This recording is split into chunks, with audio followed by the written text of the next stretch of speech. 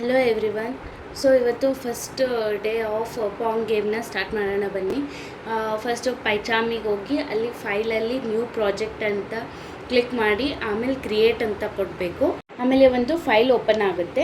ಅಲ್ಲಿ ನಾವು right click ಮಾಡಿ ನ್ಯೂ ಫೈಲ್ ಅಂತ ಕೊಡಬೇಕು. ನ್ಯೂ ಫೈಲ್ ಆದಮೇಲೆ ಪೈಥಾನ್ ಫೈಲ್ ಅಂತ ಇರುತ್ತೆ, ಅದನ್ನು ಚೂಸ್ ಮಾಡಿರಿ. ಇವಾಗ ನಮಗೆಲ್ಲ ರೆಡಿ ಇದೆ. ನೆಕ್ಸ್ಟು ಕೋಡ್ ಬರೆಯೋದೊಂದೇ ಬಾಕಿ. ಫಸ್ಟ್ ಕೋಡ್ ಬಂದುಬಿಟ್ಟು from turtle import turtle screen. ಏನಕ್ಕೆ ಅಂತಂದರೆ ನಮಗೆ ಸ್ಕ್ರೀನ್ ಬೇಕಲ್ಲ, ಅದಕ್ಕೆ ನಾವು ಅದನ್ನು ಇಂಪೋರ್ಟ್ ಮಾಡ್ಕೊತಿದ್ದೀವಿ. ಸ್ಕ್ರೀನ್ ಅನ್ನೋ ವೇರಿಯೇಬಲಲ್ಲಿ ಸ್ಕ್ರೀನ್ನ ಸ್ಟೋರ್ ಮಾಡ್ತಿದ್ದೀವಿ. ದೆನ್ ಸೆಟಪ್ಪು ಇವೆಲ್ಲವೂ ಬಿಲ್ಟ್ ಇನ್ ಫಂಕ್ಷನ್ಸ್ ಆಗಿರೋದ್ರಿಂದ ನಮಗೆ ಬ್ಯಾಕ್ಗ್ರೌಂಡ್ ಕಲರ್ ಯಾವ್ದ್ಯಾವ್ದು ಬೇಕು ಮತ್ತು ಟೈಟಲ್ಲು ಅದೆಲ್ಲ ನಾವು ಸೆಟಪ್ ಮಾಡ್ಕೊಂಡಾದ್ಮೇಲೆ ರನ್ ಮಾಡ್ತೀವಿ. ರನ್ ಆದಮೇಲೆ ಬಟ್ ಅದು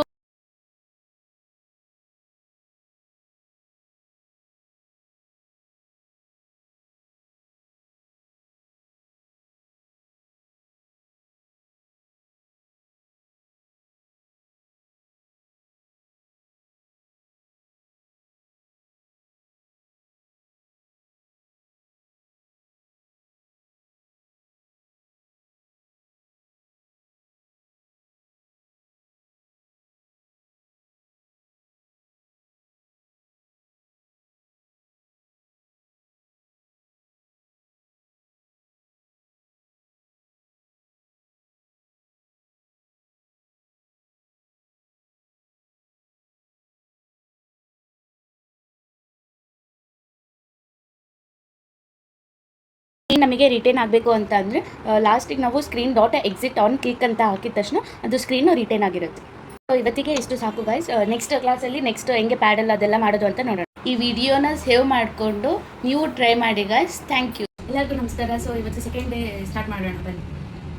ನಿನ್ನೆ ಕ್ಲಾಸಲ್ಲಿ ನಾವು ಸ್ಕ್ರೀನ್ನ ಡೆವಲಪ್ ಮಾಡ್ಕೊಂಡಿದ್ವಿ.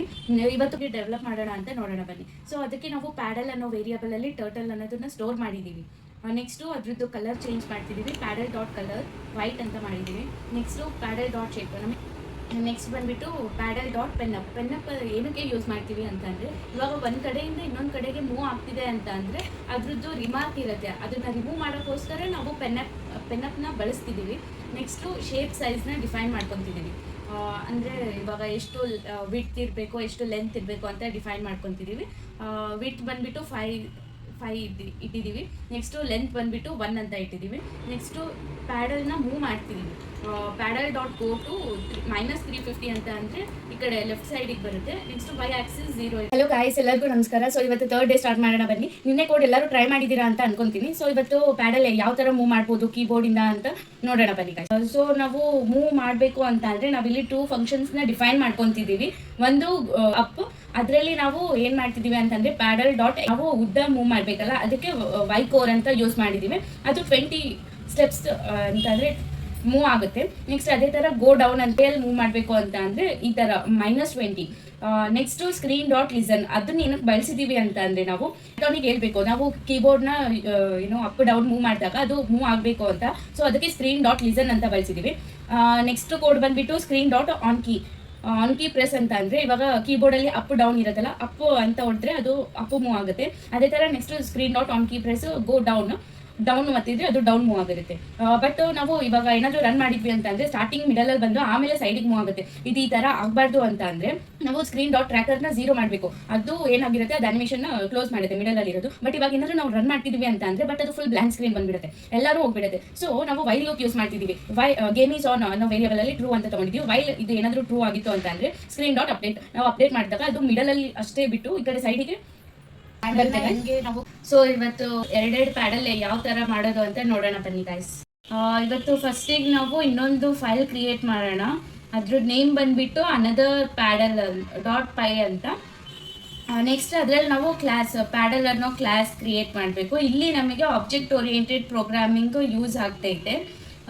ಫಸ್ಟ್ ಕೋಡ್ ಬಂದುಬಿಟ್ಟು ನಾವು ಫಸ್ಟ್ ಟರ್ಟಲ್ ಅನ್ನೋದನ್ನು ಯೂಸ್ ಮಾಡ್ಕೊತಿದ್ದೀವಿ, ಯಾಕಂದರೆ ಪ್ಯಾಡಲ್ ಶೇಪ್ ಬೇಕಲ್ಲ ನಮಗೆ, ಅದಕ್ಕೆ. ನೆಕ್ಸ್ಟು ಕ್ಲಾಸ್ ಪ್ಯಾಡಲ್, ನಾವು ಎಲ್ಲ ಹತ್ರನೂ ಪ್ಯಾಡಲ್ ಬಳಸೋದ್ರ ಬದಲು ಪ್ಯಾಡಲ್ ಒಳಗೆ ನಾವು ಟರ್ಟಲ್ ಅನ್ನೋ ಆರ್ಗ್ಯುಮೆಂಟ್ನ ಪಾಸ್ ಮಾಡ್ತಾ ಇದ್ದೀವಿ, ಅದರಿಂದ ನಮಗೆ ಯೂಸ್ ಆಗುತ್ತೆ. ನೆಕ್ಸ್ಟು ಫಸ್ಟ್ ನಾವು ಆಬ್ಜೆಕ್ಟ್ಸ್ನ ಡಿಫೈನ್ ಮಾಡ್ಕೋಬೇಕು ಅಂತ ಅಂದರೆ ಡಿಫೈನ್ ಇನಿಟ್ ಫಂಕ್ಷನ್ನ ಬಳಸ್ತಿದ್ದೀವಿ. ಫಸ್ಟು ನಮಗೆ ಎಕ್ಸಿಸ್ಟಿಂಗ್ ಆಬ್ಜೆಕ್ಟ್ ಬಂದುಬಿಟ್ಟು ವೇರಿಯಬಲ್ ಸೆಲ್ಫ್ ಅಂತ ಇದೆ, ಅದ್ರ ಜೊತೆ ಪೊಸಿಷನ್ಸ್ ಅಂತ ಒಂದು 2 ವೇರಿಯಬಲ್ಸ್ನ ತೊಗೊತಿದ್ದೀವಿ. ನೆಕ್ಸ್ಟು ಸೂಪರ್ ಡಾಟ್ ಇನ್ನಿಟ್ ಅದು ಫಂಕ್ಷನ್ನ ಬಳಸ್ತಿದ್ದೀವಿ. ನೆಕ್ಸ್ಟು ಅಲ್ಲಿ instead of writing so many codes we can write in the class functions. So we are defining the shape, color and shape size.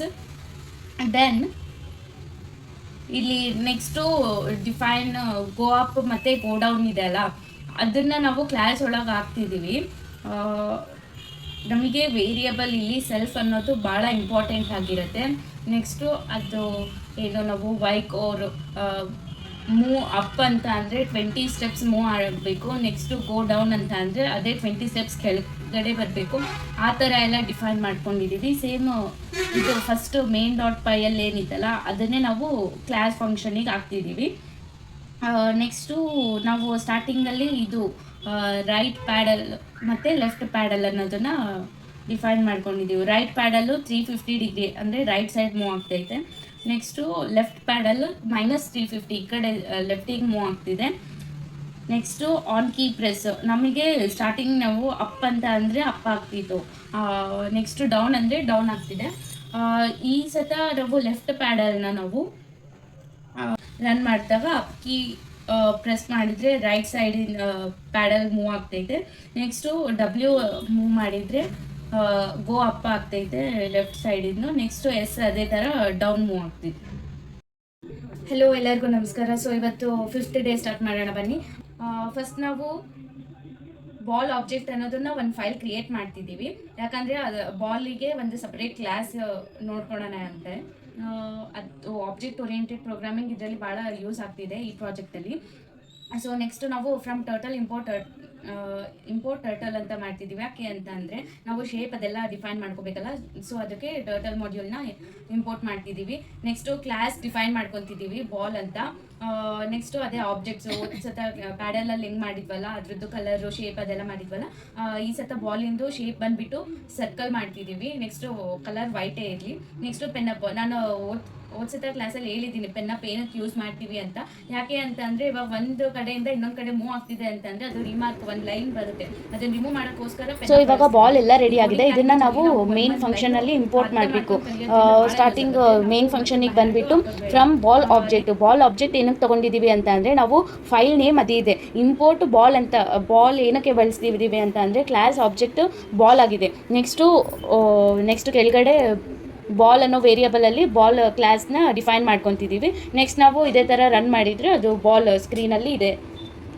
Hello, ಎಲ್ಲರಿಗೂ ನಮಸ್ಕಾರ. ಇಂಪೋರ್ಟ್ ಟೈಮ್ ಅಂತ ತೊಗೊತಿದ್ದೀವಿ. ಇದನ್ನು ಒಂದು ಸ್ವಲ್ಪ ನಾವು ನಮ್ಮ ಕಂಟ್ರೋಲಲ್ಲಿ ಸ್ವಲ್ಪ ಮೂವ್ ಆಗಬೇಕು ಅಂತಂದರೆ ಟೈಮ್ ಕಂಟ್ರೋಲ್ ಕೊಡಬೇಕು. ಸೊ ಫಸ್ಟು ಇಂಪೋರ್ಟ್ ಟೈಮ್ ಅಂತ ಮಾಡಿಕೊಂಡು ಇಲ್ಲಿ ವೈಲ್ ಲೂಪಲ್ಲಿ ಟೈಮ್ ಡಾಟ್ ಸ್ಲೀಪ್ ಅಂತ ಬಳಸ್ತಿದ್ದೀವಿ. ನಾವಿಲ್ಲಿ 0.1 ಅಂತ ಕೊಟ್ಟಿದ್ದೀನಿ ಇವಾಗ ನಾನು. ಎಷ್ಟಾದರೂ ಕೊಡ್ಬೋದು ನಾವು. ನೆಕ್ಸ್ಟು ರನ್ ಮಾಡಿದರೆ ಅದು ಬಾಲ್ ನೋಡ್ರಿ ನಿಧಾನಕ್ಕೆ ಮೂವ್ ಆಗ್ತೈತೆ. ಪಾರ್ಟ್ 6 ಅಂದರೆ ಪ್ಯಾಡಲ್ನ ಬಾಲ್ ಏನಾದರೂ ಪ್ಯಾಡಲಿಗೆ ಟಚ್ ಆಯಿತು ಅಂತಂದರೆ ಯಾವ ಥರ ಬೌನ್ಸ್ ಬ್ಯಾಕ್ ಆಗುತ್ತೆ ಅಂತ ನೋಡೋಣ ಬನ್ನಿ ಗಾಯ್ಸ್. ಸೊ ಫಸ್ಟ್ ನಾವು ಇಲ್ಲಿ ಡಿಫೈನ್ ಇನಿಟ್ ಫಂಕ್ಷನಲ್ಲಿ ನಾವು ಫಸ್ಟು ಚೇಂಜ್ ಮಾಡೋಣ ಅಂತೆ. ನ್ಯೂ ಎಕ್ಸ್ ಅಂತ ಇತ್ತಲ್ಲ ಅದನ್ನು ಸೆಲ್ಫ್ ಡಾಟ್ ಎಕ್ಸ್ ಮೂವ್ನ 10 ಅಂತ ತೊಗೊಳೋಣಂತೆ. ಯಾಕಂದರೆ ಇದು ನಾವು ಹ್ಯಾಂಡಲ್ ಮಾಡಬೇಕಾಗುತ್ತಲ್ಲ, ಅದಕ್ಕೆ ಆ ಥರ ಮಾಡ್ತೀವಿ. ಮತ್ತು ವೈ ಮೂವ್ಗೆ 10 ಅಂತ ತೊಗೊತಿದ್ದೀವಿ. ನೆಕ್ಸ್ಟ್ ನಾವು ಇದರಲ್ಲಿ ಮೂವ್ ಫಂಕ್ಷನ್ನಲ್ಲೂ ನಾವು ಚೇಂಜ್ ಮಾಡ್ಕೊಳ್ಳೋಣ. ಇಲ್ಲಿ 10 ಅಂತ ಇತ್ತಲ್ಲ ಅದು ಔಟ್ ಆಫ್ ದ ಸ್ಕ್ರೀನ್ ಆಗ್ತಿತ್ತು, ಅದಕ್ಕೆ ನಾವು ಸೆಲ್ಫ್ ಡಾಟ್ ಎಕ್ಸ್ ಮೂವ್ ಇಲ್ಲೇನು ಮಾಡಿದ್ದೀವಲ್ಲ ಅದನ್ನು ಮಾಡ್ತಿದ್ದೀವಿ. ನೆಕ್ಸ್ಟ್ ಬಂದುಬಿಟ್ಟು ನಾವು ಬೌನ್ಸ್ ಎಕ್ಸ್ ಅಂತ ಫಂಕ್ಷನ್ ಡಿಫೈನ್ ಮಾಡ್ಕೊತಿದ್ದೀವಿ. ಅದೇನಾದರೂ ನಮಗೆ ಪ್ಯಾಡಲ್ಲಿಗೆ ಟಚ್ ಆಯಿತು, ಇವಾಗ ಎಕ್ಸಾಂಪಲ್ಲು 10 ಏನಾದರೂ ನಾವು ಕೊಟ್ಟಿದ್ದೀವಿ ಅಂತ ಅಂದರೆ ಅದು -10ಗೆ ಹೋಗುತ್ತೆ ಆ ಥರ. ಸೊ ಅದಕ್ಕೆ ನಾವು ಸೆಲ್ಫ್ ಡಾಟ್ ಎಕ್ಸ್ ಮೂವ್ ಅಂತ ಸೆಲ್ಫ್ ಡಾಟ್ ಎಕ್ಸ್ ಮೂವ್ = -1 ಅಂತ ತೊಗೊಂಡಿದ್ದೀವಿ. ನೆಕ್ಸ್ಟ್ ಅದೇ ಥರ ಇನ್ನೊಂದು ಫಂಕ್ಷನ್ನ ಡಿಫೈನ್ ಮಾಡ್ಕೊತಿದ್ದೀವಿ, ಬೌನ್ಸ್ ವೈ, ಅದನ್ನು ಆ ಥರ ಬೌನ್ಸ್ ಬ್ಯಾಕ್ ಅಂತ ಮಾಡ್ಕೊತಿದ್ದೀವಿ.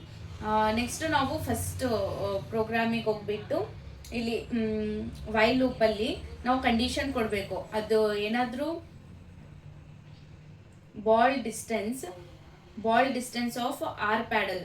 ಇದು ರೈಟ್ ಪ್ಯಾಡಲಲ್ಲಿ ಅದೇನಾದರೂ ಲೆಸ್ ದ್ಯಾನ್ 50 ಇತ್ತು ಮತ್ತು ಬಾಲ್ ಎಕ್ಸ್ಕೋರು 320 ದಾಟ್ತು ಅಂತ ಅಂದರೆ ಅದು ಬೌನ್ಸ್ ಬ್ಯಾಕ್ ಆಗುತ್ತೆ. ನೆಕ್ಸ್ಟ್ ಅದೇ ಥರನೇ ನಾವು ವೈ ಡೈರೆಕ್ಷನಲ್ಲಿ ಕೊಡ್ತಿದ್ದೀವಿ, ಅದು 50 ಇತ್ತು ಮತ್ತು -20 ಏನಾದರೂ ಹೋಯ್ತು ಅಂತ ಅಂದರೆ ಅದು ಬೌನ್ಸ್ ಬ್ಯಾಕ್ ಆಗ್ತಿದೆ. ಸೊ ಇವಾಗ ರನ್ ಮಾಡೋಣ ಬನ್ನಿ ಗೈಸ್, ನೋಡೋಣ ಅಂತೆ.